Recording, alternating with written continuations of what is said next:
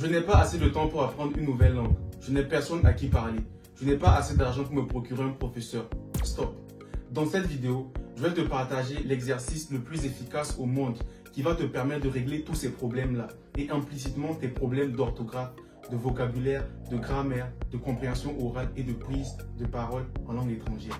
Bienvenue sur la chaîne E 2.0. Si tu es nouveau par ici et que tu ne me connais pas encore, moi c'est Hugues et je fais du contenu éducationnel sur YouTube, développement personnel, apprentissage de langue, business, etc.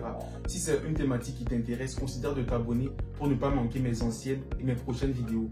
Pour ceux qui me connaissent également, ça fait un bon bout de temps que j'ai pas tourné de vidéo dû à quelques problèmes que j'avais sur ma chaîne YouTube.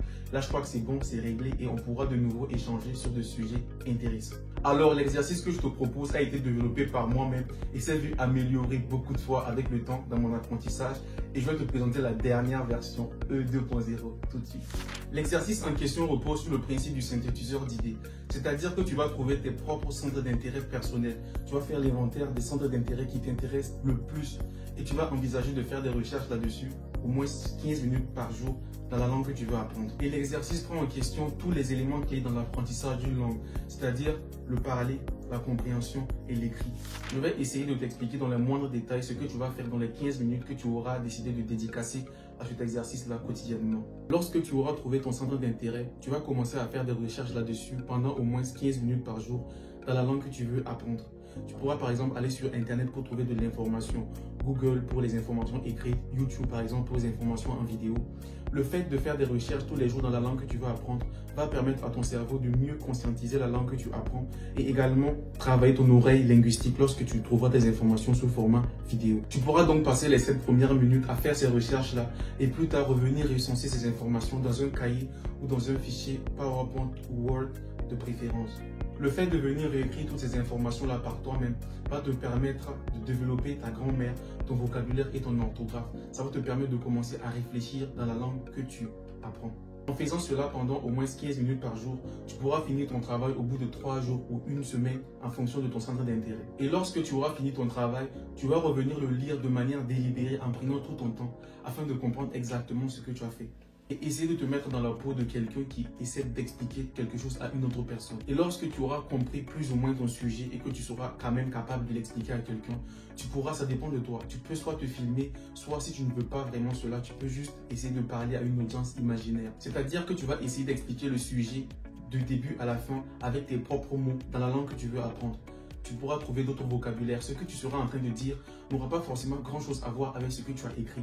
Mais l'idée, c'est de pouvoir transcrire une idée écrite que tu as fait un travail de toi-même à quelqu'un oralement, avec tes propres mots, en réfléchissant de toi-même. L'objectif de cela, c'est de pouvoir te créer les connexions de neurones nécessaires afin de pouvoir produire tes propres structures grammaticales, afin de pouvoir produire tes propres phrases sans faute, mais correctes. J'avoue que c'est la partie qui peut être la plus difficile au début, mais au bout de 2, 3, 4 exercices, tu seras à même d'avoir un bon niveau et de pouvoir t'exprimer correctement. Il y a des gens qui pourront me dire que non, cette méthode-là, ça peut être réservé pour des gens qui ont déjà un bon niveau, mais pas forcément. Lorsque tu n'as pas encore un très bon niveau, tu n'es pas obligé de commencer déjà par des sujets compliqués. Tu peux commencer par des sujets d'actualité ou bien des sujets vraiment simples à aborder, comme le sport, la cuisine, la musique ou des sujets comme ça. Cet exercice-là, pour moi, c'est l'exercice actif le plus complet, le plus efficace lorsqu'il s'agit d'apprendre une langue.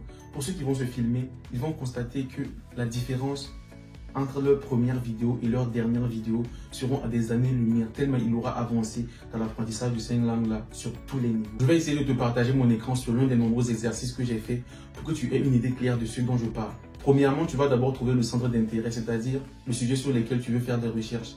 Ensuite, tu vas essayer de faire un plan de recherche et tous les jours, tu vas prendre une partie de ce plan-là dont tu vas trouver les informations et tu viens écrire sur ton fichier.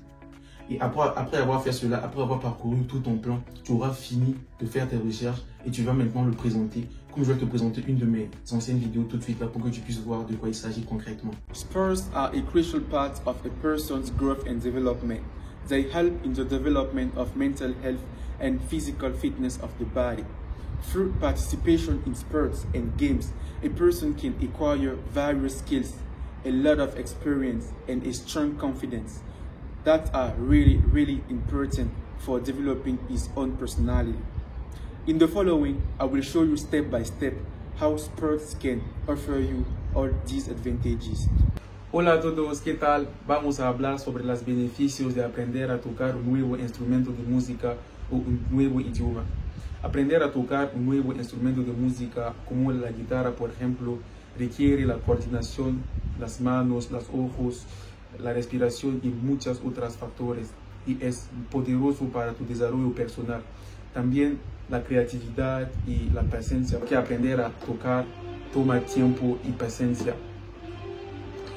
Por otro lado, aprender un nuevo idioma permite de desarrollar tu memoria y también permite de abrir muchas puertas de oportunidades professionnelles ou personnelles.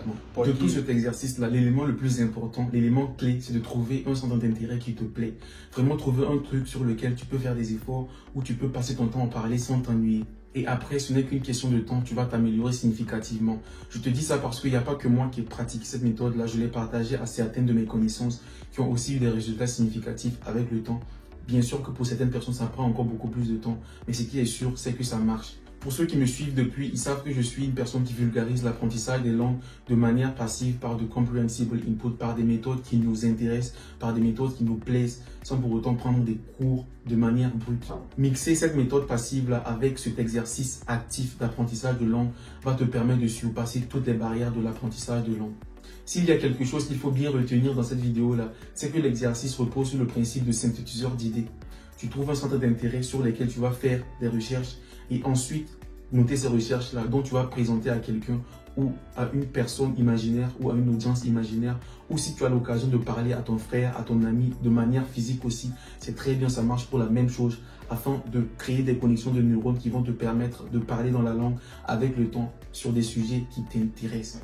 Beaucoup de gens auraient peut-être facturé pour partager cet exercice-là parce que, outre même les avantages linguistiques que cet exercice-là propose, ça te permet en même temps de travailler ton esprit de synthétiseur.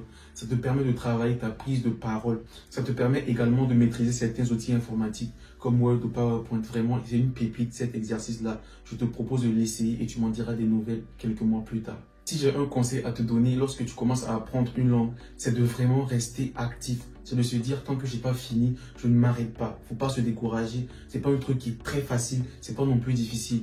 Avec ma méthode d'apprentissage de langue que tu connais probablement si tu me suis depuis longtemps, si tu me suis